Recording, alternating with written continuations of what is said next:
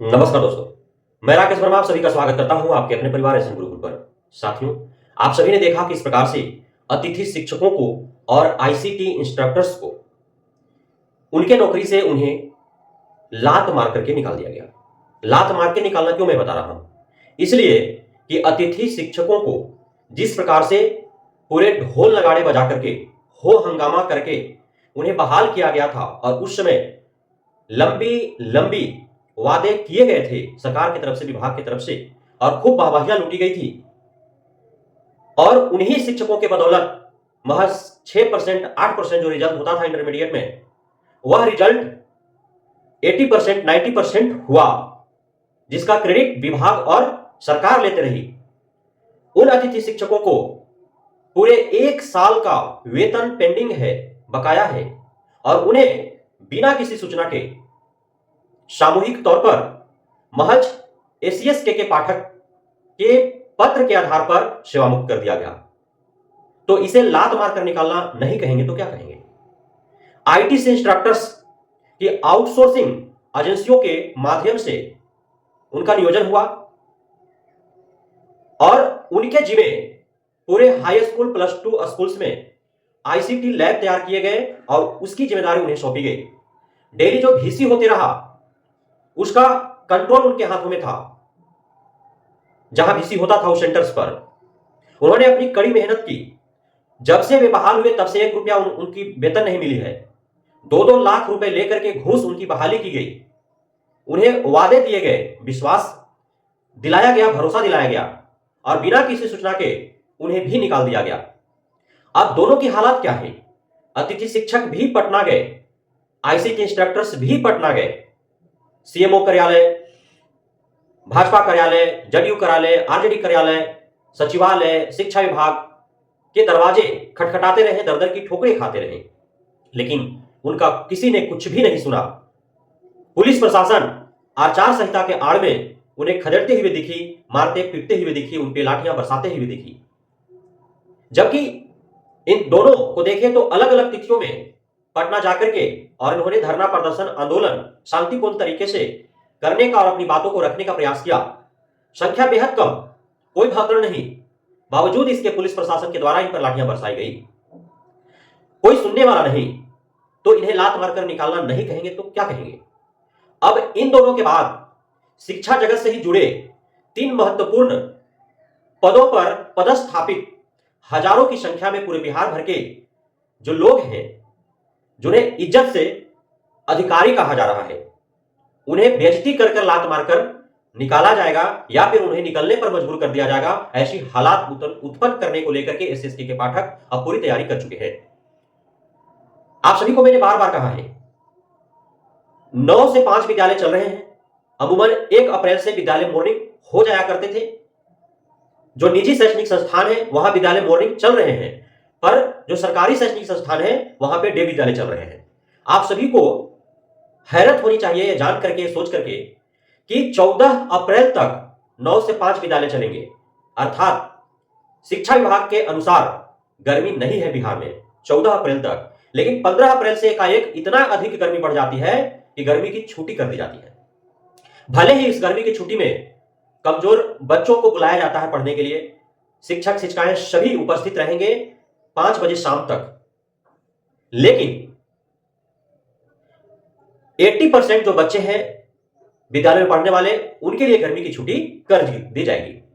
रसोईया रहेंगे खाना बनाने के लिए, जो हाउस कीपिंग्स है उन लोग रहेंगे, सफाई कर्मी रहेंगे, रात्रि प्रहरी रहेंगे, परिचारिका रहेंगे, प्रधानाध्यापक रहेंगे, शिक्षक शिक्षिकाएं रहेंगे, सभी रहेंगे। अब यहां पे इन सभी जिनका मैंने नाम लिया, ये सभी तो जाएंगे अपने विद्यालय, और जहां पे भवन है, पंखा है, वहां उनके लिए बेहतर है। लेकिन जहां भवन नहीं है, जहां झोपड़ी में चलाए जा रहे हैं, जहां एल्वेस्टर्स में चलाए जा रहे हैं, जहां टीन के करकट में चलाए जा रहे हैं, जहां बागीचों में चलाए जा रहे हैं, जहां किसी के ढाबों में चलाए जा रहे हैं, वहां तो पंखा है नहीं, साथ ही वहां बैठने के लिए, पढ़ने पढ़ाने के लिए उचित माहौल भी नहीं है, परिस्थिति भी नहीं है, हालात भी नहीं है। बावजूद इसके मजबूरन उन्हें रहना पड़ेगा अस्थायी रूप से। लेकिन अब ये जो विद्यालय है, चाहे जिस भी परिस्थिति में हो, जहां भी हो, पूरे बिहार भर में लगभग 92,000 विद्यालय हैं कक्षा प्रथम से 12वीं तक के लिए, ऐसा शिक्षा विभाग के द्वारा आंकड़ा दिया गया है, जिसमें लगभग आधे विद्यालय जो है, आधे से अधिक विद्यालय जिनके पास परिपूर्ण संसाधन नहीं है, यहां तक कि भवन नहीं है, विद्यालय कैंपस नहीं है विद्यालय चलाने के लिए, विद्यालयों में कमरे नहीं है पर्याप्त, भोजनालय नहीं है, रसोई घर नहीं है, शौचालय नहीं है, पेयजल की सुविधा उपलब्ध नहीं है। इस कम संसाधन में पूरे भर गर्मी विद्यालय संचालित होंगे।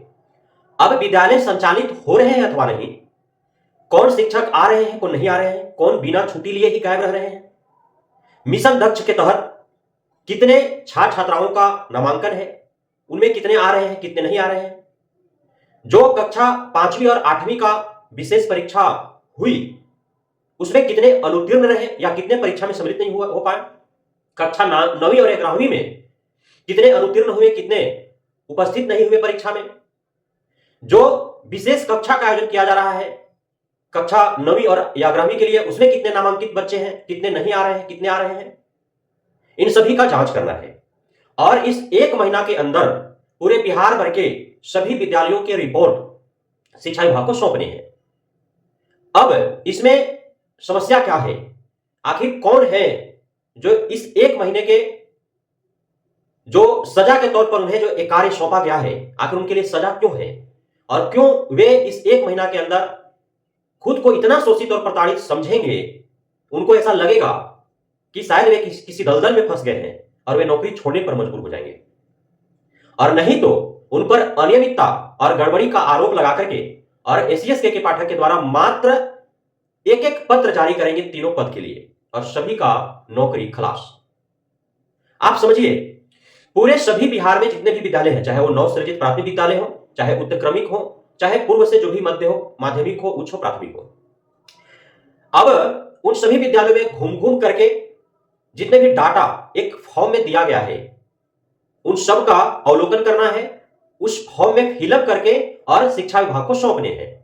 तो ये काम कौन करेंगे? ये काम 3 ऐसे निरीक्षक करेंगे जिन्हें आउटसोर्सिंग एजेंसियों के माध्यम से संविदा पर बहाल किया गया है, और 3 ऐसे निरीक्षणकर्ता करेंगे जो विभागीय पदाधिकारी है, बीओ, डीओ, डीपीओ, और संविदा वाले डीपीएम, बीपीएम, बीआरपी। अब दोनों में अंतर क्या है? सबसे अधिक मेहनत यदि कोई जांचकर्मी के तौर पर कर रहा है तो वह है आउटसोर्सिंग एजेंसियों से बहाल डीपीएम, बीपीएम, बीआरपी। उनके पास कोई संसाधन और साधन नहीं है भ्रमण करने के लिए। वे इतनी तेज धूप और गर्मी में लहर में घूमेंगे विद्यालयों में तो अपने साधन से, या तो बाइक से घूमेंगे या फिर जैसे तैसे पैदल, कोई ऑटो से, कोई जिस भी अपने निजी साधन से वो भ्रमण करेंगे। तो निश्चित तौर पर यह कहा जाएगा कि इन्हें कठिनाइयों का सामना करना पड़ेगा, मुश्किलों का सामना करना पड़ेगा। इतने तेज धूप में, लहर में रोजाना विद्यालयों में भ्रमण करना इनके लिए मुश्किलों से भरा होगा। शायद ये बीमार पड़े, इन्हें लहर लग जाए, हो सकता है ना, या इनके साथ कोई आपत्तिजनक घटना घट जाए। वहीं दूसरे तरफ जो बीओ है, डीओ है, डीपीओ है, उन्हें सरकार की तरफ से गाड़ी मुहैया कराया गया है, 4 व्हीलर से ही ये घूमते हैं। बीओ है, डीओ है, डीपीओ है, इनके पास अपनी 4 चक्का है, सरकारी 4 चक्का, ये उससे निरीक्षण करेंगे और विद्यालयों में घूम घूम कर निरीक्षण करेंगे। साथ ही इन पे कोई उस तरह से जोर नहीं है, क्योंकि डीओ, डीपीओ जो है वो डीपीएम को भेजेगा और जो बीओ है वो बीपीएम या बीआरपी को भेजेगा, और ये जो है जांच करेंगे और डाटा उनको देंगे, वो आगे अग्रसर कर देंगे। यही होगा ना। अब ये जाते कहां है? बीओ है, डीओ है, डीपीओ कहां जाते हैं? एक तरह से वसूली अधिकारी हैं। कैसे, क्यों मैं ऐसा बोल रहा हूं? जो डीपीएम है, बीपीएम है, बीआरपी है, वो उनका ज्यादा लगाव और जुड़ा है विद्यालयों से। पहले वो विद्यालय का निरीक्षण करेंगे, चाहे जिस भी माध्यम से करें। हालांकि अधिकांश अभी जो निरीक्षण हो रहा है वह ऑन कॉल हो रहा है, टेलीफोनिक माध्यम से निरीक्षण हो रहा है। पूरा 90% विद्यालयों का निरीक्षण जो हो रहा है वो टेलीफोनिक माध्यम से हो रहा है। लेकिन वो पहुंचते कहां है?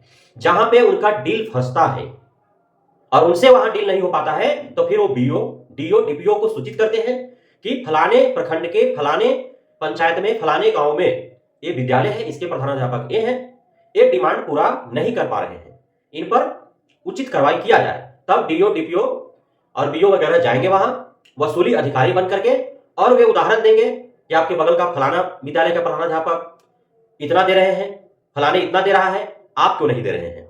और तरह तरह के इल्जामात लगाए जाएंगे। उन पे 2-4-5 मिनट लेट जाने या पहले विद्यालय छोड़ने को लेकर के भी उनकी शोकॉज भेजी जाएगी। उन पे कभी एमडीएम में अनियमितता का उन पे आरोप लगाया जाएगा, कभी किसी और बातों को लेकर के उन्हें उलझाया जाएगा। अंततः उन्हें इस प्रकार घेर लिया जाएगा पूरे निरीक्षणकर्ताओं के द्वारा, प्रखंड स्तर से लेकर के जिला स्तर तक, कि वे मजबूर हो जाएंगे अपने वेतन से 50,000 1 लाख रुपया उन वसूली अधिकारियों को देने के लिए, और जो नहीं देंगे उन्हें एससीएस के पाठक तक उनकी शिकायत जाएगी और फिर उन्हें सस्पेंड कर दिया जाएगा। ये हो रहा है। तो इस प्रकार जो डीपीएम है, बीपीएम है, बीआरपी है, उनकी नौकरी खतरे में है, मैं बार बार बोल रहा हूं। इसलिए उन्हें शिक्षा विभाग से, शिक्षा जगत से जो उन्हें अधिकारी बने रहने का जो गुरूर है, उस गुरूर को अपने अंदर से निकालते हुए और कहीं प्राइवेट कंपनी में जाकर के कोई अच्छा सा जॉब ढूंढ ले, जुगाड़ लगा ले अपना। क्योंकि अब आपको पूरा 1 महीना इतना प्रताड़ित किया जाएगा एससीएस के पाठक के द्वारा कि आप खुद ही नौकरी छोड़ने पर मजबूर हो जाएंगे। और इस 1 महीने के अंदर जो निरीक्षण होगा उसमें उस पर जोर रहेगा एससीएस के पाठक का, और हर संभव प्रयास किया जाएगा कि डीपीएम, बीपीएम, बीआरपी पर इस प्रकार से अनियमितताओं का, गड़बड़ियों का आरोप मढ़े जाए कि उन्हें जो है शिक्षा विभाग के द्वारा निकाल बाहर करने का पत्र जारी किया जा सके, जिसे जो सरकार की नजर में भी सही हो, समाज की नजर में भी सही हो। क्योंकि सरकार माने या ना माने, समाज तो मान चुकी है कि ये जो निरीक्षक जो है, ये निरीक्षक नहीं, एक्चुअली में भक्षक बन चुके हैं और ये हफ्ता वसूली गैंग के तौर पर कार्य कर रहे हैं। और इनके ऊपर जो प्रखंड और जिला स्तर पर विभागीय जो अधिकारी हैं, वे वसूली अधिकारी के रूप में कार्य कर रहे हैं। इसलिए अब डीपीएम, बीपीएम, बीआरपी को अपना एक रास्ता, शायद वो पतली गली ही क्यों ना हो, अब दुम दबाकर ही क्यों ना भागना पड़े, उन्हें वो रास्ता प्रशस्त कर लेना चाहिए, उन्हें वो मार्ग ढूंढ लेने चाहिए जिस मार्ग से होकर के वो जाए उस मंजिल तक जहां से उनका जीविकोपार्जन जो है वो आगे का चल सके, अच्छे से जीवन निर्वाह वो कर सके। शिक्षा विभाग में अब वे अंतिम पायदान पर खड़े हैं, उनकी नौकरी कुछ ही क्षणों, कुछ ही दिनों के लिए शेष बचा हुआ है।